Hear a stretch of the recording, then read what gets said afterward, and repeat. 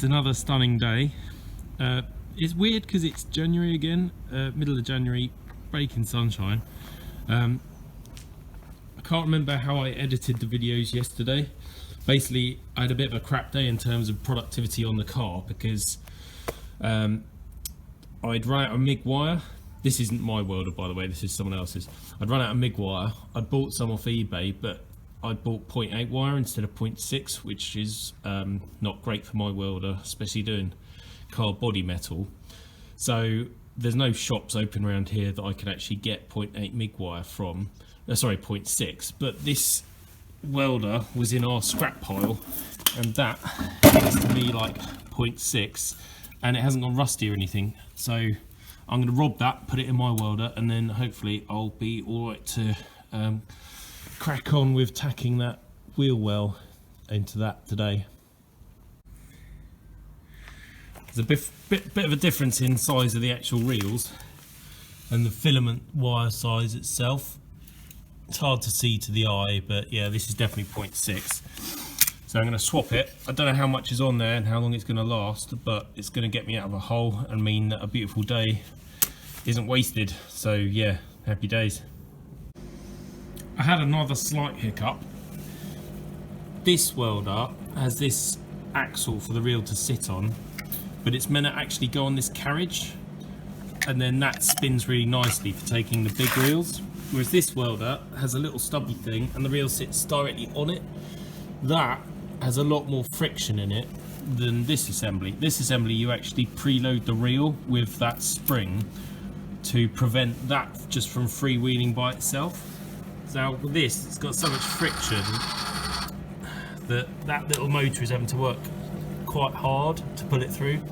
It does seem to be working, but the only way I'm going to know is to actually take it out to the car and have a crack. So fingers crossed it's okay. Good news, that wire works fine. So that's what I had tacked in yesterday. I actually pulled it off again and then massaged that area and then put a couple of tacks in. That's looking good, and this is what it's going to look like from the front. So that's the flange I made, so I've got to tap that up to my inner wing. I'll put a clamp in here to hold it. That bit in there, this whole shape will belly forwards into here a bit more to close that off. And then I was just looking at this flange that I'm going to have to bend up all the way along. It's about 5mm here. That's my tab for the underbelly panel to sit on. When you look at the curve of the outer wing, it comes down onto the inner wing there, and that's where this panel should end. So yeah, I've got enough metal to do that, and that's looking quite good. Fortunately, I have that area still remaining on this side of the car. Well, the rough profile, so you can see how it comes up and then stops here, and the way that that panel, that wheel well, is just inside of that seam all the way down until they kind of touch and come back into a line at the bottom. So when I weld this in and when I clamp that lower edge, I just have to make sure that that finishes about there, which it will. So yeah, that's good. I'll put a clamp in there, I'll put a plug weld up here to stop that moving, then I'll tap that flange that way and start welding that in. Then I can push all of that forward and weld the back in, and it should be in the right place. Okay, I was welding that in, well, tacking it really, and then I suddenly thought, well, how far forward does the wheel come? Because I've got that flange ending about level with the subframe, but actually having checked on the other side, it needs to come forward a little bit more. So I'm going to cut through that tack and then hammer that forwards and then re-tack it, and hopefully I'll get it right. Yeah, right, cut that tack off and you can see how far I've moved it forward. I didn't appreciate how much belly this panel has and how much it curves around that subframe mount, and it already looks better from this side. So there's less of a gap there. I'll still need to dress it inwards and make sure all of that's closed off neatly from the front, stop dirt building up in there. But that's what seam sealer's for, I guess. This is why jobs like this take forever. It still wasn't right, so I had to grind through that tack again, move it forward again, and now it looks really good compared to the other side. Got the shape here, got the shape there, fits in that curve nicely. I'll trim that off straight, and then I'll do a nice straight weld up there, around here, down there, which was the finishing touches to that one that fabricated before. And now it looks even better from the front. So yeah, happy with that. It's its final position. I've decided that, so now I'm just going to weld it in. Okay, this is going pretty well. I thought I'd just show you. I did want to do loads of like action videos today, but my phone charger is dying, so it's not very happy. What I've been doing is just welding where it touches. Where it doesn't touch, tap it until it does. Just keep working my way along. This bit, I've got nice patches there. I know that there's good metal behind this. There's no point having this triangular bit pointing out, so I'm just going to chop that neatly down there, get a ruler out, describe a line, do that. This bit was a bit of a pain because I'd forgotten that that bit was quite surface rusty, so from the other side it kept trying to blow through, so I wedged that in there just to keep the two pieces together, and then got it, and then I'll just have to clean up from both sides. That I've got to tap back down. I'm going to leave that until I've ground all that smooth, because at the moment there's enough room to get a grinding disc in there. Now that I've pulled that forward, it just means I can sand that really nicely, tap that back, and it should look really nice. So I'm going to carry on welding and yeah, just slowly plug away at it.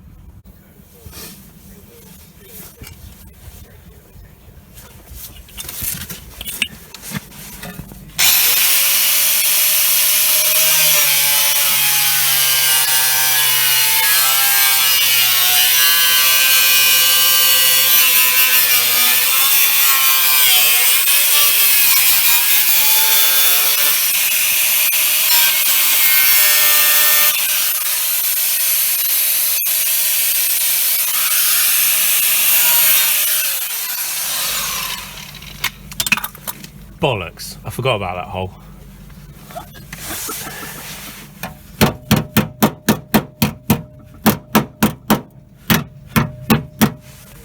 Lame.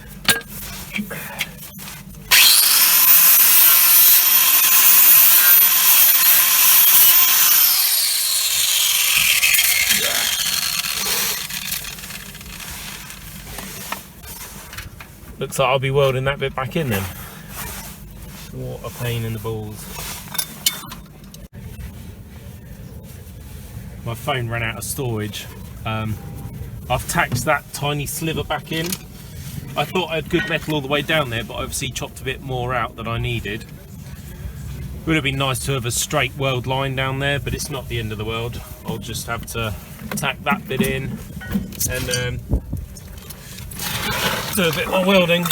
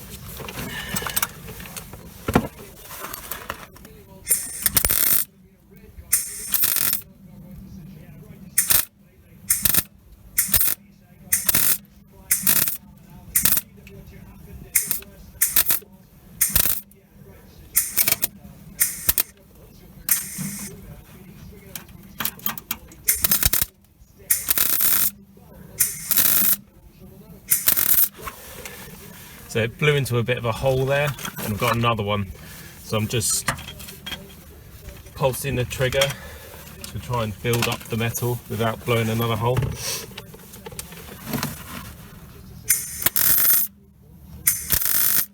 When I'm happy the hole's closed up, I generally hold the trigger down for longer to like melt it all together.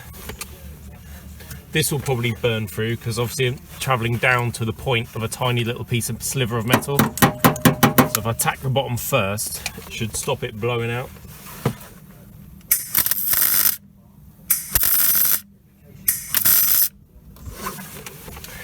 So now I've got a lot of metal there, so I can come down both of those lines without it blowing through. But I've put a lot of heat in this area now, so I'm going to go back up the top and then probably work down to here. It gets real thin there where I've gone through with the disc, so I'm going to put a couple of tacks in and around this area just to sort of hold it all together so that I can come down and weld it nicely afterwards.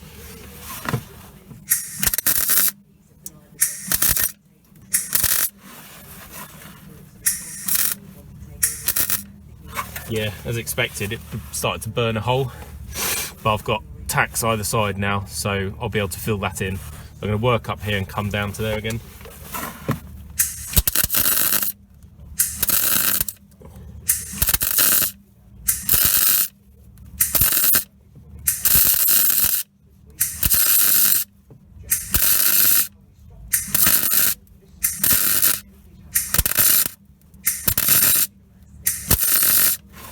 You can hear and see how much nicer it welds when you've got two nice pieces of metal and they're butted up right on top of each other.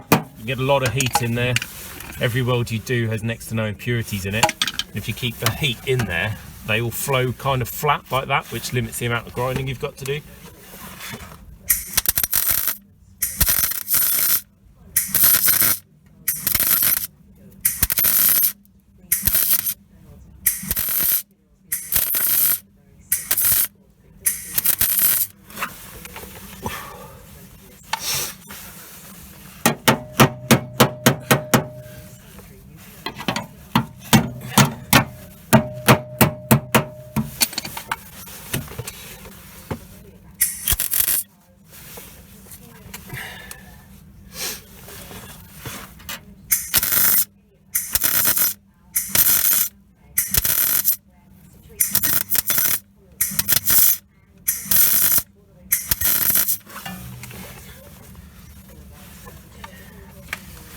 It's worth periodically just cleaning it up, because then you can see whether there's any pinholes developing. And if you're welding over that area again, you're not involving all of the carbon, all of the dirt and the crap.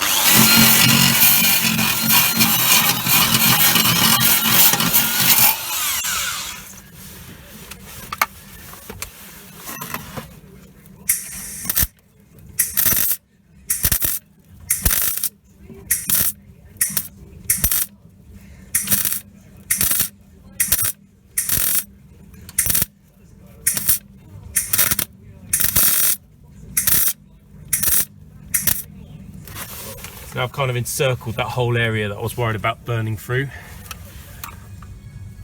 I think my battery's going to run out shortly. In fact, I'm not even sure if this is recording. Yep, still recording.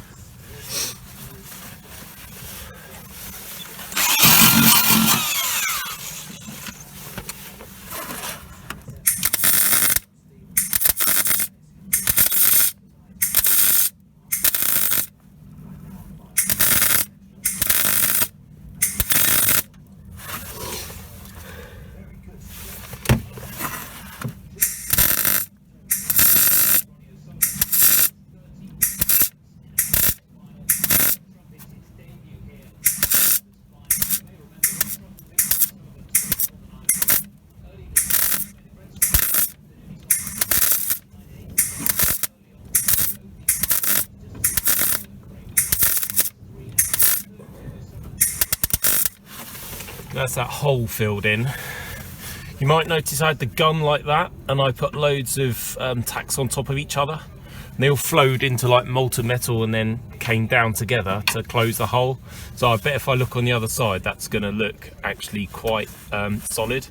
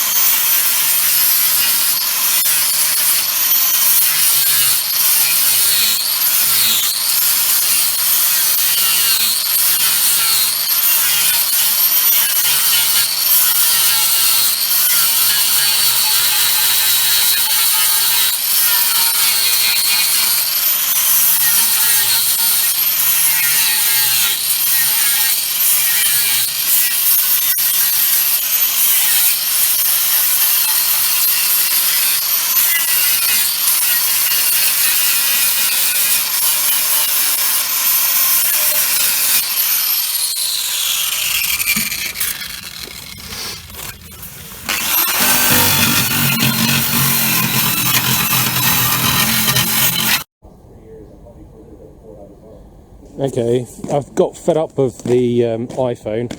It's about 3 or 4 degrees, so it's just too cold for the battery and it keeps dying.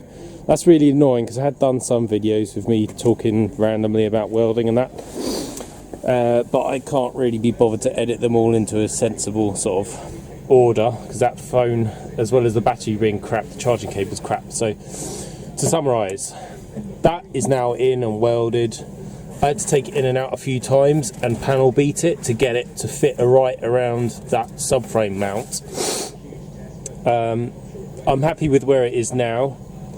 I have done more of the plug welds along here onto the flange for the battery tray, so that from this side I've been able to clean it up.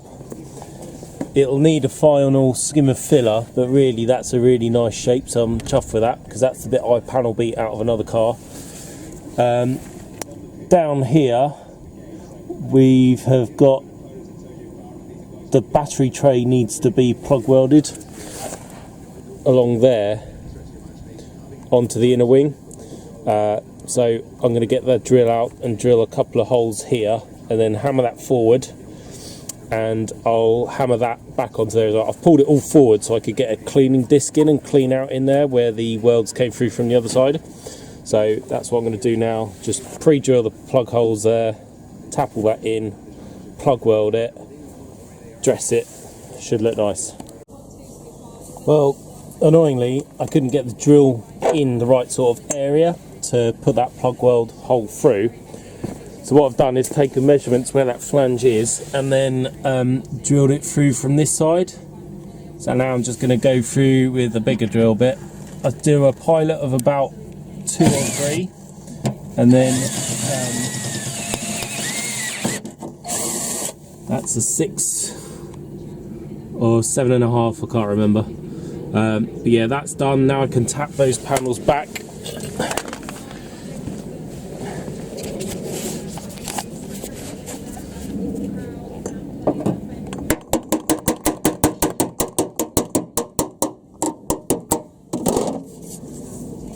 Somewhere close. I'll need to get my big flat chisel out to re-profile some of this because I caught it with a grinder, and I want it to look nice and neat and sharp, same as the other side. So yeah, that's what I'm going to do now. Right, that's all done now. I just need to plug weld those ones. All the ones across here are done, down there is done, cleaned it up. When you look from the top, that seam between the battery tray and the wheel well is really good. So a few plugs to do, then I can sort of semi-tick that off my list of things to do. The only tool I could really get in there to clean those plug welds up was my die grinder. So it's kind of done what it does really, nibbled its way through, but it's all solid, and a tiny skimmer filler is going to hide all of that. So that's good. Under here I need to do my rubber plug welds up there to the inner wing. I need to, well, that's all closed off nicely, and those are the welds from the front side, so I might need to get up in there with the die grinder and just dress them back. So it's going pretty well. I'll do the plug welds and then I'll set about folding this flange up and test fitting the underbelly panel to make sure I've got it right. Okay, I'm doing my plug welds on the underside of here. The first 2 worked beautifully well, so I'm going to try and do that third one one-handed whilst holding the camera. So important to get that tapped up nicely. I'll put my mask on. Okay, this is where it could go horribly wrong because I now can't see what I'm doing.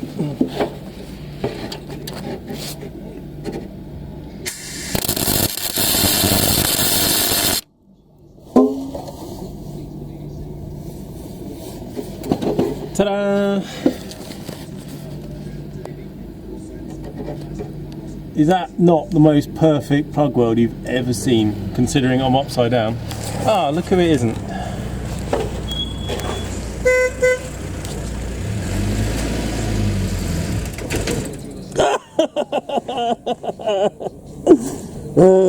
Fail. Good one.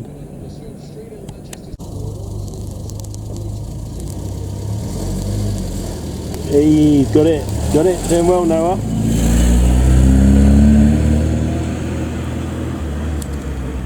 Hopefully it'll make me a cup of tea.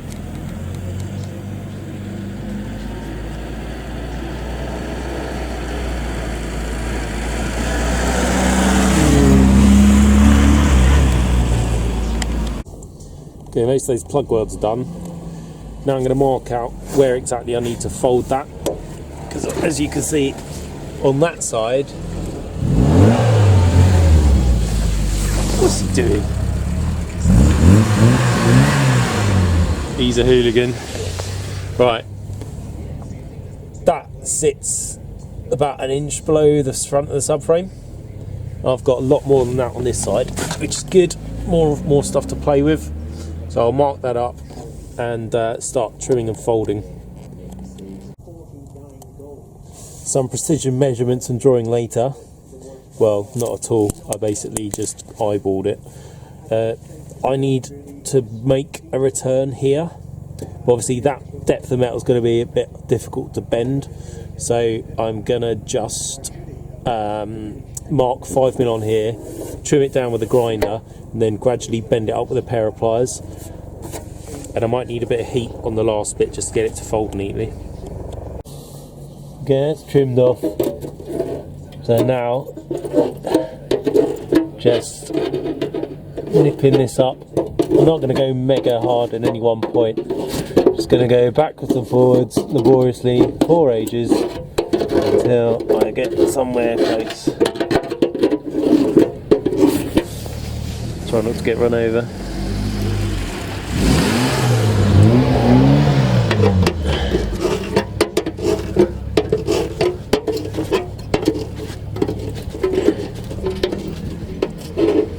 I won't bother recording this because it's pretty boring. I just pulled the underbelly panel out to offer it up to the front of the car. Just got the jack supporting it in the middle. And this is what it looks like. So it's looking really good. That, when it's held up, is in exactly the right place. And I've got the clearance for the hole for that front splitter to bolt through. And more importantly, this is the hole where the underbelly panel bolts up. And that's where I'm going to mark a hole for drilling the captive thread that the underbelly panel ultimately will bolt up to. But I'm really happy with that. That's quite an involved repair. The profile's really nice here. What I'm going to do now is also put the 5mm lip in that section as well. That'll add additional strength, and it's a, you know, once it's folded through 90 degrees, stone chips and things shouldn't chip the paint off as much, and it should stay a little bit more preserved. Okay, that's all tapped up nicely. It's got a nice clean flange on the bottom there. That's my return all the way along. This is the hole for that captive thread. That's square and that's round, so I've got to get a file and trim that out till that is just an interference fit in there, which is a bit of a pain. Ideally you'd do that before you weld it into the car, but there's no way you could do that on this, so I'm just going to have to do it the old school way, get a square file it out and get it right. I couldn't find my square file, which is a shame, so I'm going to use a Dremel with a particularly sharp and nasty little tungsten bit in the end. It's actually a die grinder bit, but it fits the Dremel, and compared to like the crappy sanding things you can get for Dremels, this will chew anything, so I'm going to use that.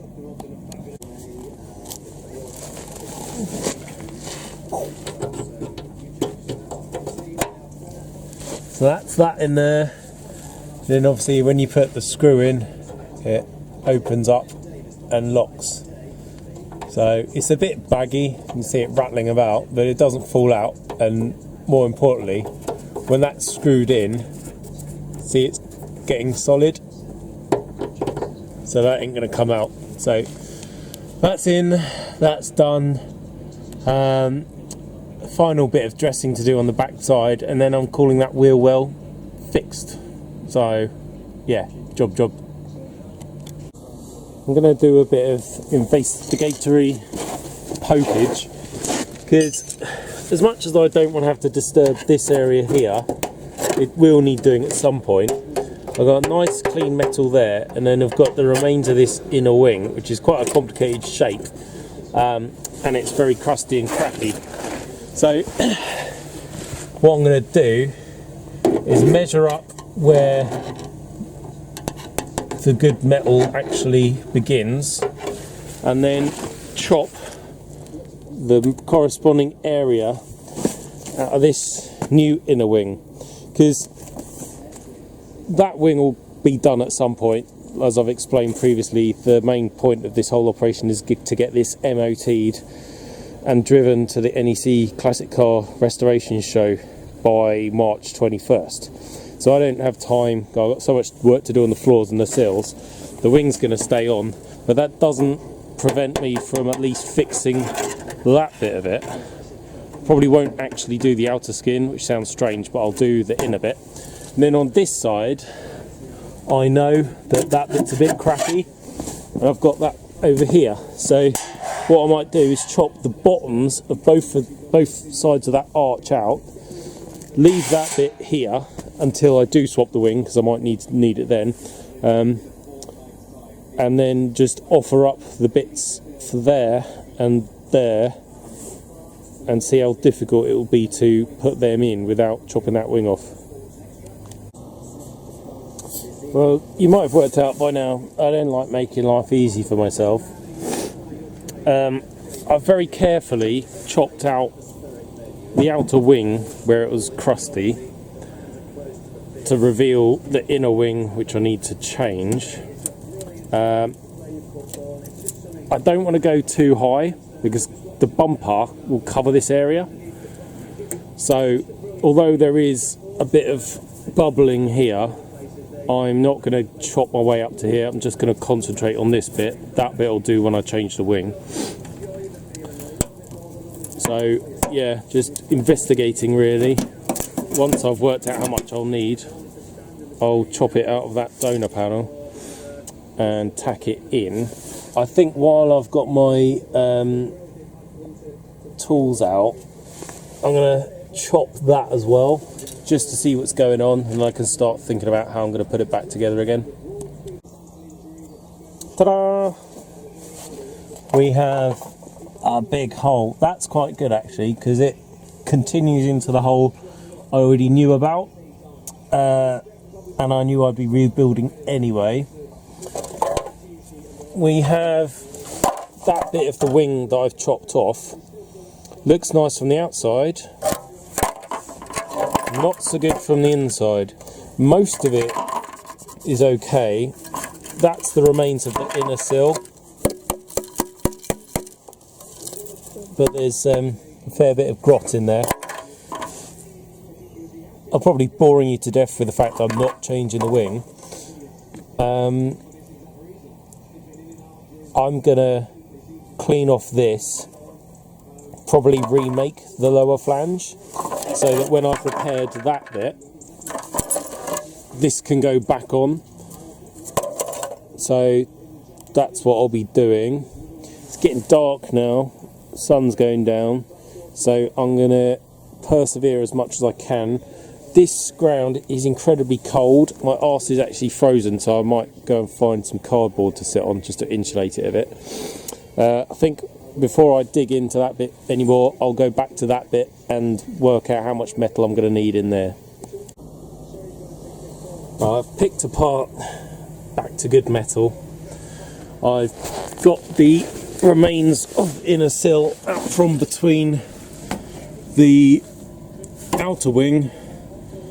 Sorry, called it an inner sill, didn't I? No, inner wing, which would have gone or been the continuation of that panel and come all the way down to here.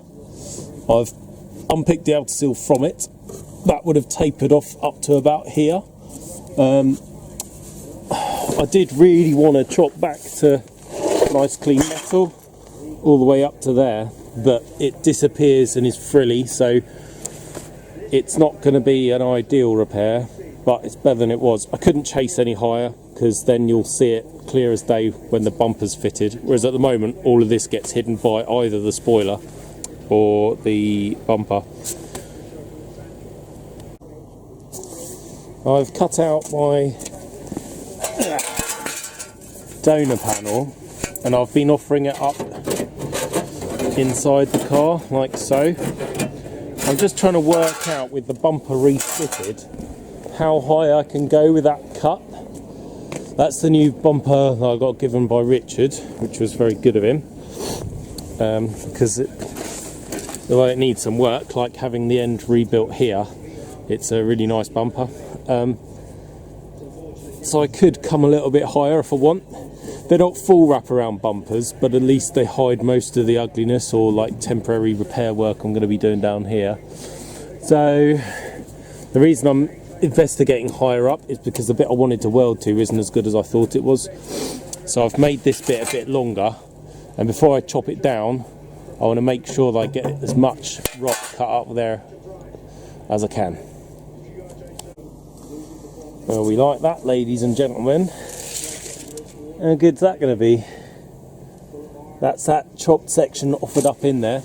Yeah, there'll need to be a bit more shaping and just dressing, but that will make a nice repair. And the good thing is, I did, after I'd offered up that bumper, trim a little bit higher up, and I got to good metal. So I've chopped the outer wing off. I've left a little bit of a return to the inner wing, so I can weld onto that from both sides. I can weld all the way down there from the wheel well side, and then I can plug weld through from, well, either side. I'll probably clamp it up and then weld through from that side onto the, what would it be, other face of that. So it should be a really nice repair, quite satisfying to do. So that's that bit sorted. That will close up, and then all I'll have to do is make a crude return panel, and I'll not make any apologies for it. It will be crude, but it'll at least be solid, hidden behind the wing, and with a slap of filler on it you won't know it's there. It just probably won't have that same sort of profile as the rest of the wing does, but as previously explained, this is to do with speed rather than show winning quality at this time.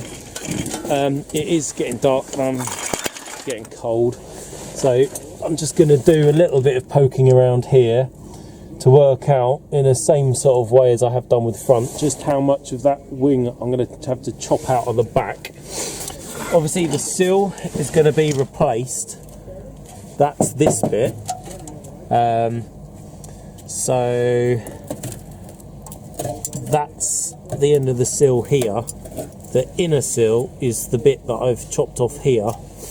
So I'll have a bit of a clean up. I'll chop the rest of this sill off where I don't need it to get access, so that I can weld the inner wheel arch in nicely. This is starting to look quite fixable. Nowhere near as scary as it looked originally. Or maybe I'm just being optimistic. You can see that's where the outer wing is, or should be, that I've chopped off. That is the leading edge of the outer sill.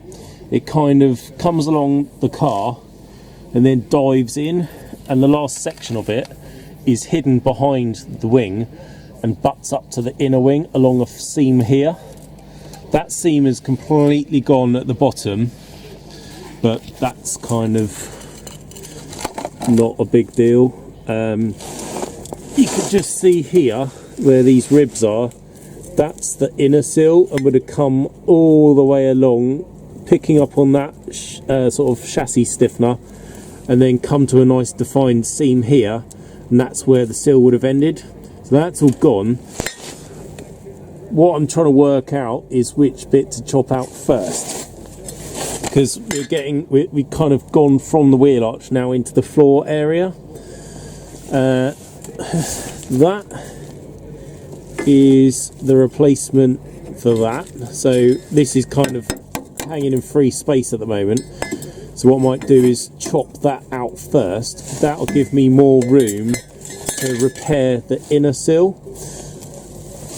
It's freely along most of its length, and it's actually bent as well, where it's had some kind of impact, but back there it goes straight again.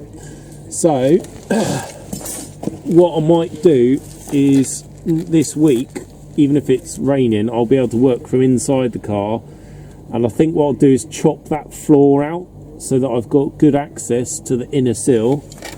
I'll repair the inner sill and kind of poke it through down here, and then when the inner sill is in place, I can weld that strengthening member back to it, then put the floor in from above, and I'll actually wait until all of that's done before I chop up that inner wheel arch panel, because that will butt up against it. Because when you do this kind of repair, ultimately you want to finish with your floor, your inner sill, your outer sill and your inner wheel arch all coming to a nice razor sharp clean line and not like wobbling all over the place.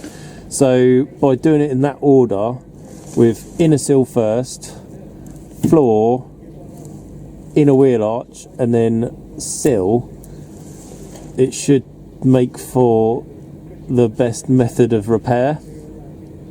I'm saying that with a bit of sort of uncertainty in my voice, and that's because plans always change, but yeah, that's what I'll be doing first off. But really a lot of this is you know, not that bad. It might look dramatic having a big hole and like wiring looms poking out, but it's all doable. It's just a case of how long it's going to take me, and bearing in mind that all of this is the easy bit. Fixing that sill the whole length is the hard bit. So yeah, I'll get to that once all of this bit's done. I've been doing some more choppage to work out what's good and what's not.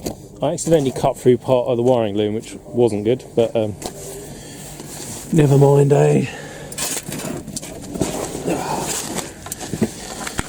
So what I've done is just chopped the bottom of the inner sill off all the way along,